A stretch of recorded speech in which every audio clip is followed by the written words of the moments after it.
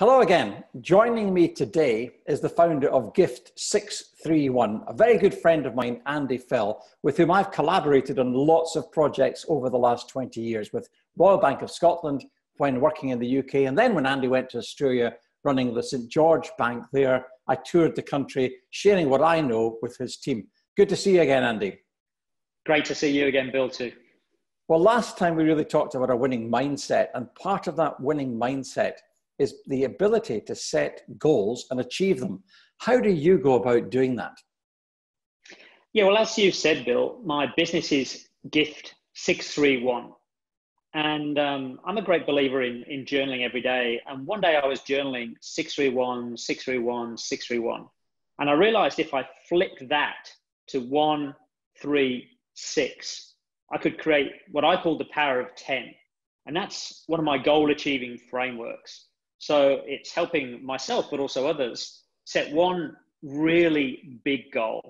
Now, most of the training courses I ever attended, they talk to you about SMART goals: specific, measurable, achievable, realistic, and time-bound.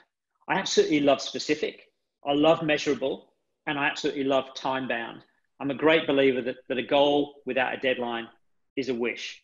But I've always struggled with achievable and realistic, because I think it encourages people to set goals that are just a little bit beyond where they are today. And when I was working with an insurance business actually in the UK called the Exeter, I was sharing with them actually that they needed to think about unsmart goals. And they said, well, we love the term, or the concept, the philosophy, but unsmart goals doesn't really do it for us. So they rephrased it as SMUT goals. So specific, measurable, unachievable, unrealistic, and time-bound. And Michelangelo once said, the danger for most of us is not that we set the bar so high and we miss it, it's that we set the bar so low and we hit it. So taking all of that thinking together, 1, 3, 6, helping people set one really big SMUT goal, but then breaking it down into 3 sub-goals or milestone goals, then breaking it down further again, Bill, into the 6 next best actions. And every time you achieve an action, you replace an action. Every time you achieve a sub-goal, you replace a sub-goal. So essentially, the small percentage of people that set really big goals, most of them actually don't take any action because they're a bit overwhelmed with the size of the goal. So this really enables them to think big, but act small, to go small, because all you need to do is focus down on the action level. As long as you're taking consistent daily action and replacing those actions. And then people sometimes say to me, Bill, well, why not 25 actions? And I said, well, most people are fairly busy as it is. And what we have to be careful of is we don't overwhelm ourselves. So I'm a really busy person. I've set this massive goal, and here's a list of 25 actions that I need to take. The tendency is, the overwhelm is, actually, I don't do a single one of them. But equally, it's important we don't just set 1 or 2 actions, because then we're not creating enough momentum. And I'm a massive believer that success breeds success. And our subconscious brain loves to feel progress. It loves to feel momentum. It loves to feel we're moving in the direction of our goals. So 6 is just that beautiful number. Yes, it fits with 1, 3, 6. I think it's a really good balance. And what I encourage people to do, Bill, is I'm a real advocate of The One Thing by a guy called Gary Keller. And he talks about time blocking. And I've become a huge advocate for an early morning time block, which is to focus on the most important thing that I need to achieve that day. And that really is those actions that are directly related to taking me in the direction of that goal. And one final thing, for me, if you set a really huge goal, it's not actually the achievement of the goal, but it's if you set a small goal and go slightly beyond it versus a really big goal and fall short, I guarantee you'll still be a lot further forward by going 50% towards a huge goal than 105% of a pretty limited goal. That's a fascinating outlook, Andy, and we have an example in the UK just now of where the Health Secretary, Matt Hancock, said on the 5th of April that he had set a very clear goal of having 100,000 coronavirus tests done every single day. And at that stage, we were talking about very, very few tests being done when he set this. Now, I know a lot of people would say that's ambitious, or it's unrealistic, or it's pie in the sky. I wrote a blog saying you've got to set that kind of goal, because if he'd set a 50,000 goal and achieved that, then only half the number of tests would be done. Now, the language of it was very interesting because it was his attitude that he put in his line, because he's unable to deliver every part of that.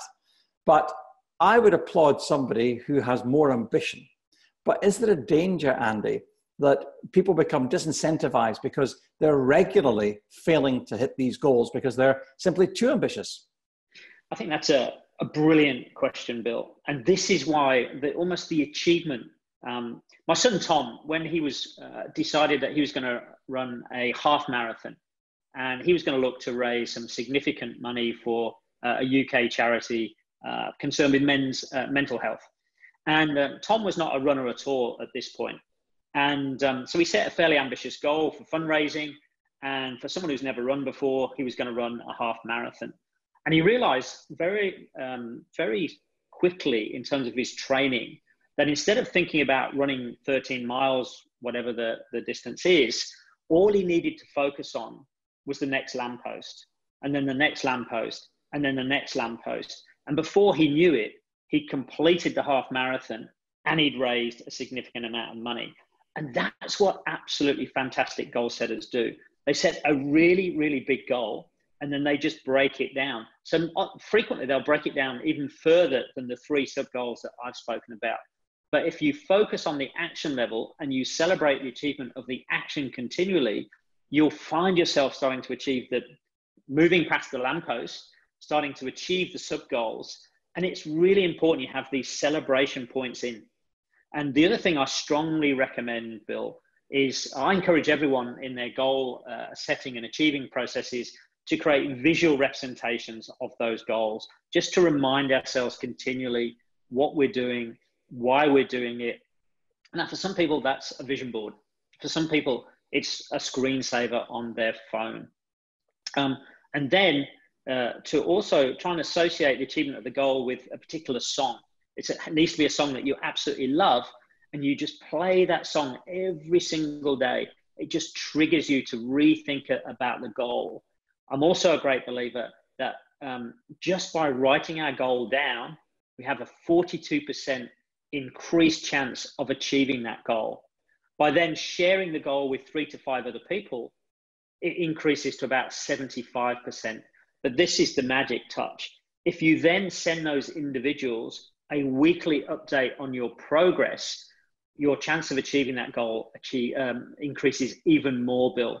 And I think that's what you need to do. If you set hugely ambitious goals, like your health secretary, then you've got to be celebrating all of the milestones along the way. So if you set 100,000, let's celebrate 5, then 10,000, then 15, then 20,000, and on we go. So there's some broader goal achieving tips and best practices that enable those that can set big goals to break it down and stay on the journey. Is it a mindset that you're born with, or is it a mindset you can develop to become a goal setter? I absolutely believe it's a mindset that can be developed. You know, there is a small percentage of people who are so mentally strong that they don't need to do any of the practices that I've spoken about. For most of us, I believe, to stay on the journey, we need to have, this series of winning practices that become habits and routines. So writing that primary goal every single day will make a deeper impression on our subconscious mind. Looking at the visual representation 1, 2, 3, 4 times a day for a particular type of goal, having a countdown board or a count up board. So all of these are just triggers that help the vast majority of us stay on the journey. It's been fascinating as ever, and all too short, Andy, but there we are. Fantastic advice on goal setting and how to develop a mindset that allows you to set goals.